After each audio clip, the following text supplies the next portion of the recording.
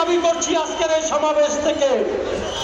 আমরা ওয়েস্টকে গার্মেন্টস শ্রমিক ফেডারেশন এবং আমাদের কেন্দ্রীয় কমিটি আমরা মনে করি বর্তমান যে মজুরি, এই মজুরিতে গার্মেন্টস শ্রমিকরা চলতে পারে না, কোনো শ্রমিকই চলতে পারে না। তাই আমরা মৎস্য শ্রমিক, হোটেল শ্রমিক, লাইটারের শ্রমিক, গার্মেন্টস শ্রমিক, নির্মাণ শ্রমিক সবার 30,000 টাকা মজুরি দাবি করছি আজকের এই সমাবেশ থেকে। 30,000 টাকা মজুরি প্রদান করতে হবে, নাই তো এখানে আমাদের লাইটারের আমি আপনাদের জন্য মাঝে মধ্যে একটু কাজকর্ম করি মৎস্য শ্রমিকদের জন্য, সেই জন্য দুইটা কথা বলবো, যদিও আপনাদের সেক্রেটারি বক্তব্য রাখছে কিনা আমি জানি না। আমরা অক্টোবর নভেম্বরে মালিকদেরকে গ্যাজেটের জন্য চিঠি দিয়েছিলাম না? বৈঠক হয়েছিল।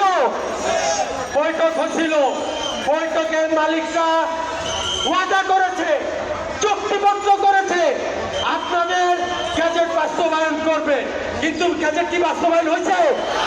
গ্যাজেট বাস্তবায়ন হয়েছে? আপনারা গ্যাজেট বাস্তবায়ন করতে চান?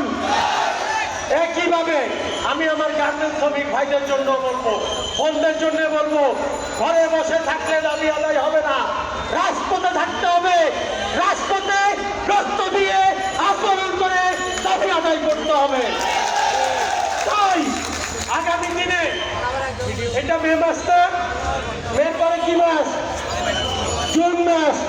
জুন মাসে আপনাদের নেতৃবৃন্দ অর্থাৎ মৎস্য শিকারী শ্রমিক ইউনিয়নের নেতৃবৃন্দ আন্দোলনের ডাক দিবে। সেই আন্দোলনে কি প্রস্তুত? আমরা আপনাদের সাথে থাকবো, বাংলাদেশ ট্রেড ইউনিয়ন সংঘ আপনাদের সাথে থাকবে। দাবি আদায় না হওয়া পর্যন্ত আন্দোলন চলবে।